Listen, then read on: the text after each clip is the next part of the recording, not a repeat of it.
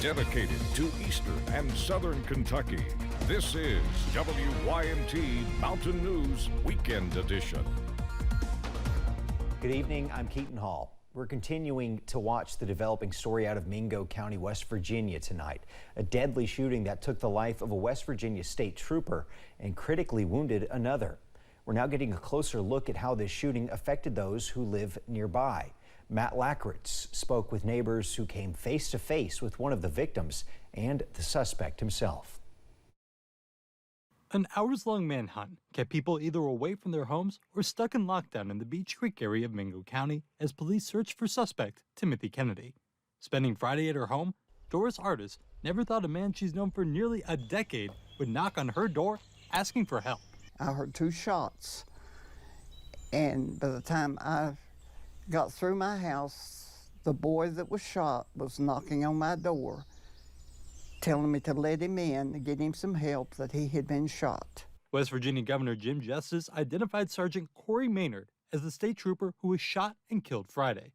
State police say Benjamin Baldwin is a second person shot and is in stable but critical condition at a Charleston hospital. Artis says she did everything she could to help Baldwin as they waited for troopers and an ambulance to arrive. And they told me to keep the boy talking, to stay on the phone while they got the information.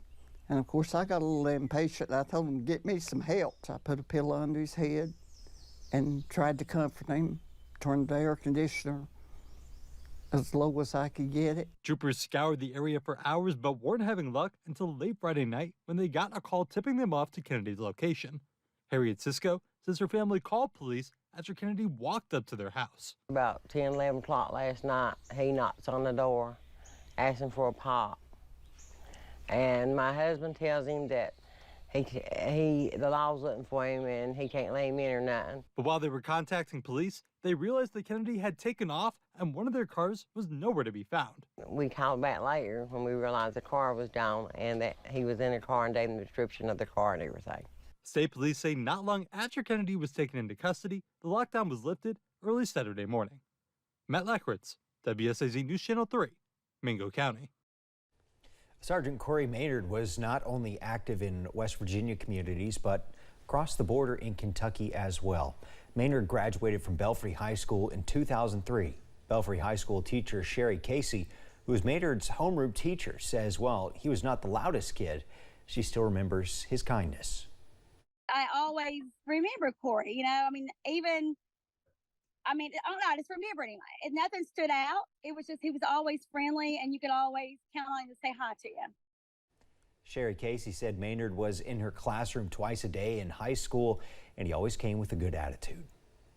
West Virginia Governor Jim Justice has issued a proclamation that all United States flags and West Virginia state flags on all state-owned facilities be displayed at half staff immediately in honor of Sergeant Corey Maynard. The governor saying in part, I'm absolutely heartbroken to report that Sergeant Corey Maynard of the West Virginia State Police was fatally wounded in an incident Friday afternoon near Matawan.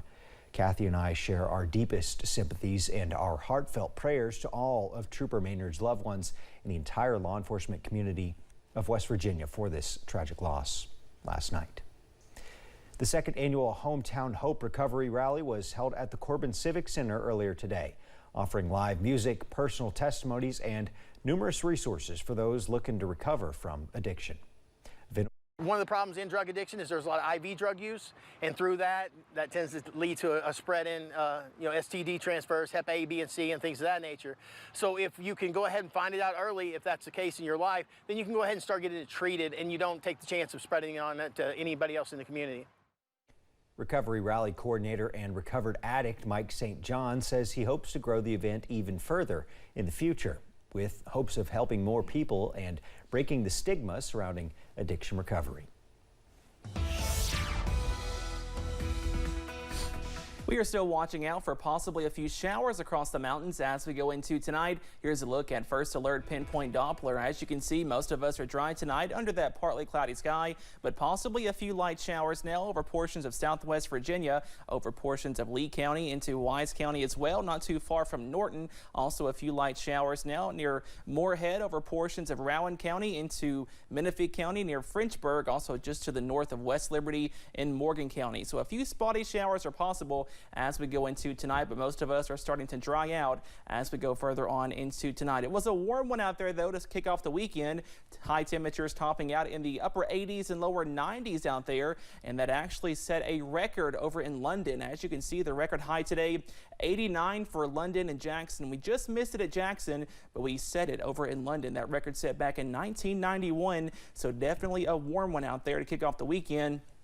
And as we go into tonight, temperatures fall into the middle to lower 60s as you wake up on Sunday. Those showers are starting to fade away tonight, possibly some patchy fog late tonight, but most of us are dry and quiet overnight. But that will change by Sunday as a few more showers are possible. All those details coming up in just a few minutes. Keaton.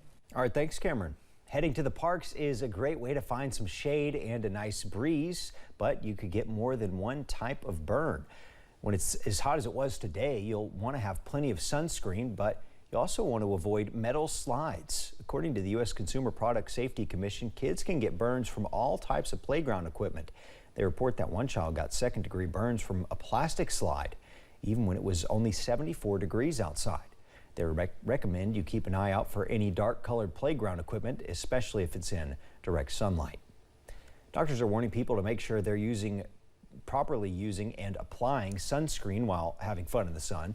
Dermatologists say you should reapply sunscreen every 2 to 3 hours, and that broad spectrum protection that is water resistant is the best one to use. Doctors are also warning parents to not use sunscreen on babies that are 6 months old and younger. They say using sunscreen on babies could have painful side effects like a rash.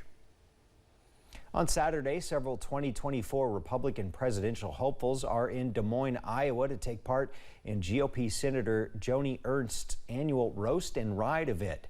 The event kicks off a summer of cattle calls where Republican voters can hear from candidates hoping to win their support. Meanwhile, the clock is ticking for the first Republican debate taking place this fall. Shelley Malashi has the latest. The annual Roast and Ride in Des Moines brings large crowds of Republican supporters ahead of the Iowa caucuses.